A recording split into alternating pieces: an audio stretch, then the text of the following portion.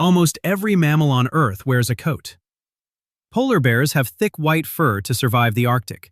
Wolves grow dense winter coats. Even chimpanzees, our closest living relatives, are covered in hair. Then there's us, almost completely naked. At first glance, it looks like one of evolution's biggest mistakes. Without fur, we get cold. We sunburn. Our skin is easily injured. So why would evolution ever take away one of nature's greatest inventions? The answer isn't fashion. It isn't intelligence. It isn't because humans evolved beyond fur. The answer begins millions of years ago, under the hottest sun on Earth. Our ancestors didn't lose their hair overnight. First, they changed the way they lived. Instead of spending most of their time in forests, they gradually moved into open African grasslands. Life there was different. There was almost nowhere to hide from the sun. Temperatures could soar above 40 degrees Celsius. Most predators solved this problem the same way.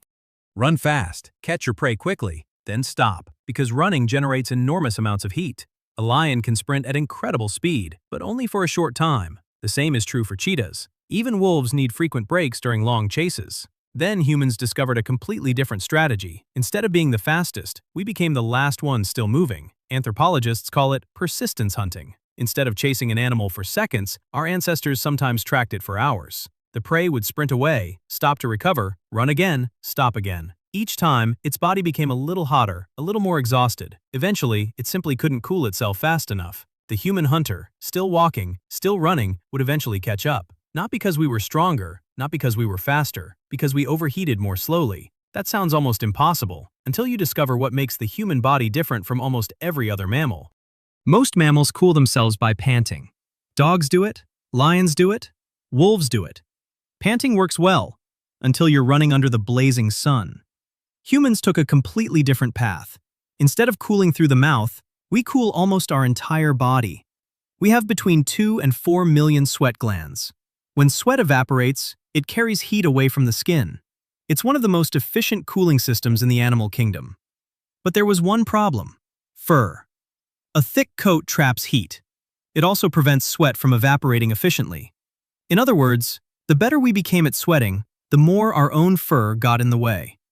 Evolution faced a trade-off: keep the fur or build the world's best long-distance runner. It couldn't do both.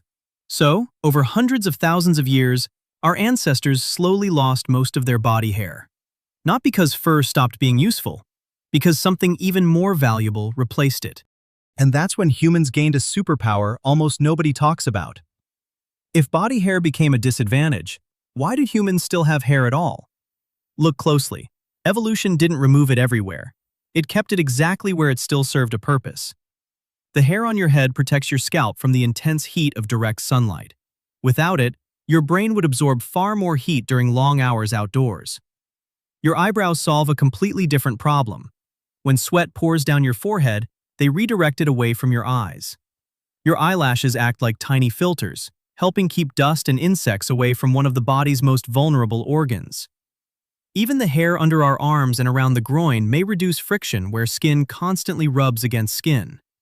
In other words, humans didn't become hairless. We became selective.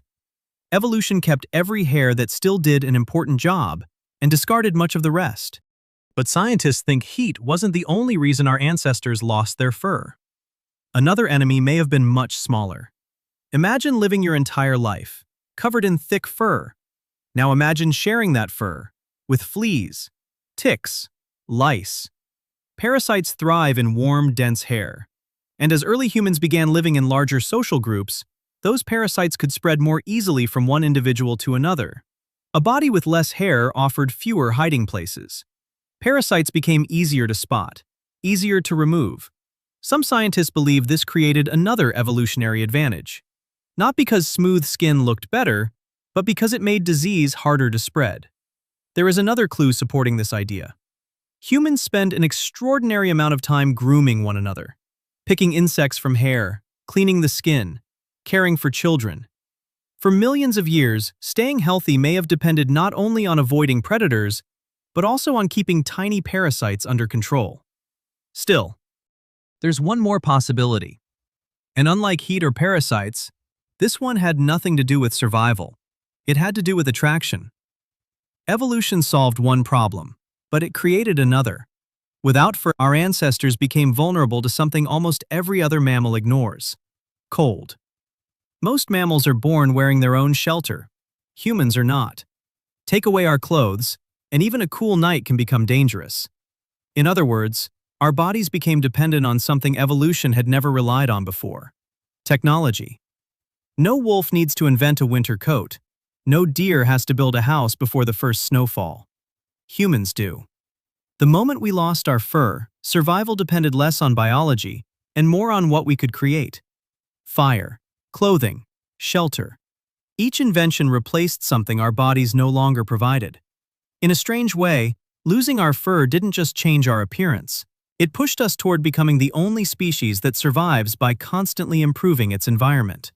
Evolution is driven by survival, but sometimes it's also driven by choice.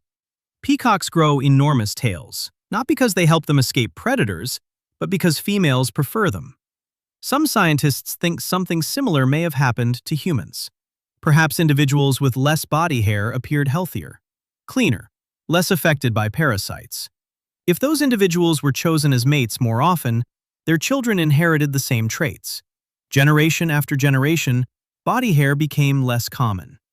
We can't prove this happened. In fact, there is no single theory that fully explains why humans became so hairless. The most likely answer is that several evolutionary pressures acted together: better cooling, fewer parasites, and perhaps mate choice. Evolution rarely changes an entire species for just one reason. It usually rewards whatever combination of traits helps that species leave more descendants. And in our case, the result was unlike anything seen in almost every other primate. People often ask, which theory is correct? Was it sweating, parasites, sexual selection? The answer is probably all of them. Evolution rarely works with a single cause. It rewards whatever helps a species survive, even if each advantage is small. Better cooling meant longer hunts. Less body hair made parasites easier to spot. Hair that remained became specialized. Some protected the head, others shielded the eyes. Every change solved a different problem, and together, those small changes created something entirely new. A primate unlike any other. One that could stay active under the hottest sun, long after every other predator had stopped to rest. At first glance, human skin looks unfinished. Compared to other mammals, we seem strangely vulnerable. Too cold in winter, too exposed in summer, too dependent on clothes. But evolution wasn't trying to build the perfect mammal. It was solving a different problem. How do you keep moving when every other hunter has to stop? The answer wasn't sharper teeth or stronger muscles. It was heat. Our ancestors gave up one of nature's greatest inventions and gained something even more valuable: time. The ability to keep walking, keep tracking, keep hunting, long after exhaustion forced everything else to slow down. The strange thing is, our story never really ended there. Once we lost our fur, we had to invent something to replace it: clothing, shelter, fire. In a way, losing our fur didn't just change our bodies, it changed our civilization. Because the moment nature stopped protecting us, we began protecting ourselves. And perhaps that's the most human adaptation of all.